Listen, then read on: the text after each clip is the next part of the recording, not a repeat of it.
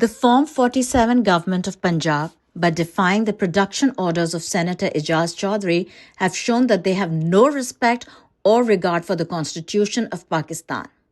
This is not the first time that they have done it. They did it last year also.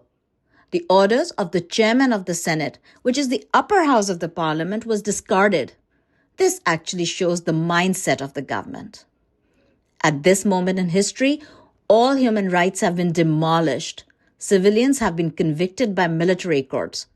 Thousands of our workers have been incarcerated. Respect for Chadar and Char Diwari does not exist anymore. The media has been muzzled. There is total despondency after the passage of the 26th Amendment. Situation has been aggravated due to the lack of justice. Where should the people of Pakistan go?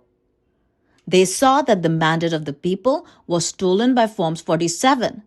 The youth sees no future in Pakistan.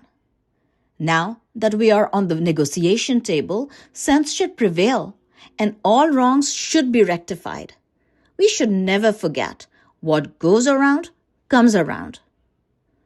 Forming of Judicial Commission for 9th May 2023 and 26 November 2024 is extremely important to reveal the truth. I, along with my colleagues and our chairman Imran Khan, have been incarcerated for the last 20 months. We have not been given a bail in clear defiance of human rights. We are all ready to face the Judicial Commission. We want the people of Pakistan to know the truth. Why is the government reluctant and apprehensive?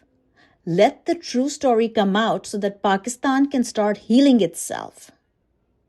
Pakistan, Zindabad. Yasmin Rashid, 15th January 2025.